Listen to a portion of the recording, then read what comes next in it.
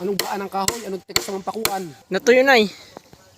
Mga bossing, naghukay na po sila ng pagtatayo ng haligi ng ating poultry. Maalwan kumilos kasi malinis na ang area. Dati puro kawayanan ito mga boss. Ito na nga po, itinayo na ang unang haligi. Sobrang excited ko nga po dito mga bossing kasi magkakaroon na po ako ng sarili kong poultry. Dati, iniisip ko lang kung kailan ako magkakaroon ng sariling hanap buhay. Pero ngayon, nagkatotoo na. Di na ito panaginip mga bossing. Si Kuya Nilo, dala-dala yung malaking manok na pinadugo sa mga haligi. Malaki na ang binili kong manok dyan mga boss para malaki din lagi ang harvest natin.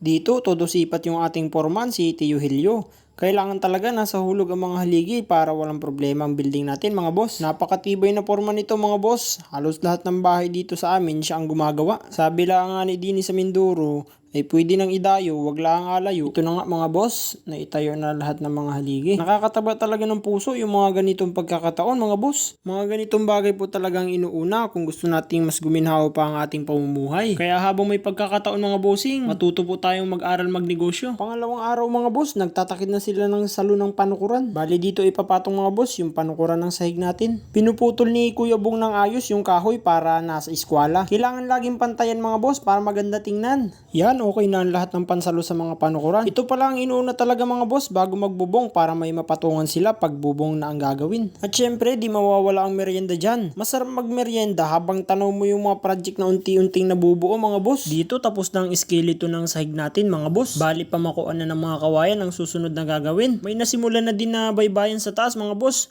Tuloy-tuloy na talaga ito mga bossing. At ito si Tio Junjun, ang isa kong matibay na tiyuhin.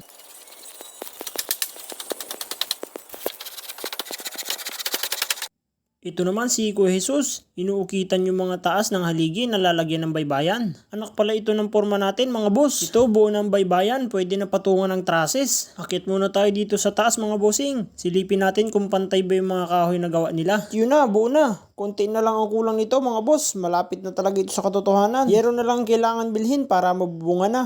Eto, nakabili na tayo ng yero mga boss. Nakapagbubong na din pala sila dyan ng bahagya dyan sa kabilang parte. May kulay na yung binili ko mga boss para pang matagalan na. Pero corrugated pa din siya kaya medyo mura lang din ito. Yung iba kugon o pawid ang ginagamit para nga naman malamig sa manok. Pero dito sa amin, yero ang kadalasang gamit sa mga poultry para iwas naman sa maintenance ng bubong. Kasi mga boss, alam nyo naman na mabilis masira ang kugon o pawid. At ito, kulang tayo sa pansahig mga boss. Dumayo pa tayo sa ibang barangay para bumili ng kawayan. Ito, si Boss Banoy, kilalang magpuputol ng kawayan. At sinong atapat nyo dyan mga boss ay tingnan nyo naman walang damit yan. Di daw siya natabla ng tinik.